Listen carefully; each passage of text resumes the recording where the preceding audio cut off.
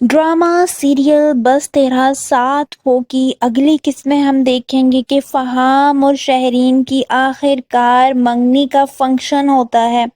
शहरीन बहुत ज़्यादा खुश हो जाती है जब शाज़िया बेगम यानी शहरीन की वालिदा उसे इतना खुश देखकर मुरसलीन साहब से कहती हैं कि मैंने अपनी बेटी को इतना खिला हुआ और इतना खुश आज से पहले कभी नहीं देखा।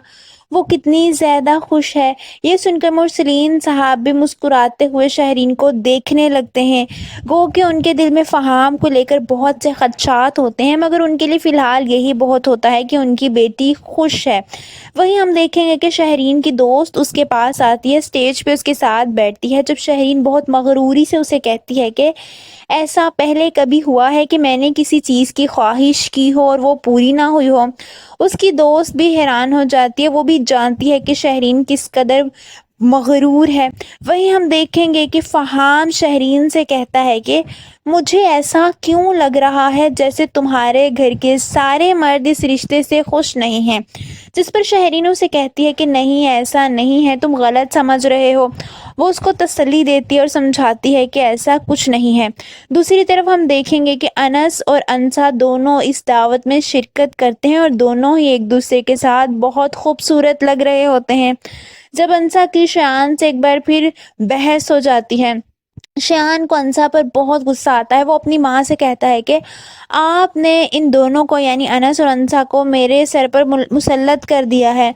2 मिनट भी नहीं लगेंगे मुझे सबके सामने इनकी इज्जत उतारने में।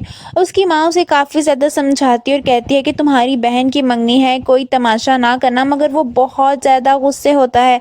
अभी वो यही बातें कर रहा होता है कि अनसा ये सारी बातें अपने खिलाफ सुन लेती है, यहाँ तक कि उसे पता चल जाता है कि वीडियो शान के पास है। वो बहुत ज़्यादा गुस्सा हो जाती है। वो शान से कहती है कि क्या बोल रहे थे तुम मेरे बारे में, ज़रा फिर से कहना। जिस पर वो कहता है कि वही बोल रहा हूँ जो तुम हो। मुरसलीन साहब भी वहाँ खड़े होते हैं और शान को खामोश करवा रहे होते हैं। अनसा को ये सुनकर गुस्सा आता है। वो सामने पड़ा गुलदान उठा लेती है और शान को मारने लगती है कि शाज़िया बेगम उसे रोक देती हैं। वहीं अनस भी आ जाता है। जब अनसा अनस से कहती है कि अनस देखो ये मेरे बारे में क्या बात कर रहा है, अब भी तुम कुछ नहीं बोलोगे। ये सुनकर अनस को भी शदीद गुस्सा आता है। वो शान की जानिब बढ़ता है और उसका गिरेबान पकड़ते हुए कहता है कि तुम जिंदा रहोगे तो किसी को वीडियो दिखाओगे ना। शान को और गुस्सा आ जाता है। थोड़ी देर बाद उस फंक्शन में मौजूद सब लोगों के फ़ोन में वो वीडियो खुल जाती है और सब लोग वो वीडियो देख रहे होते हैं और अनस और अनसा के किरदार पर बातें कर रहे होते हैं। जब अनस को ये बात पता चलती है तो वो घबराते हुए अनसा के पास आता है और कहता है कि अनसा इस फंक्शन में सबके मोबाइल पर वो वीडियो खुली हुई है।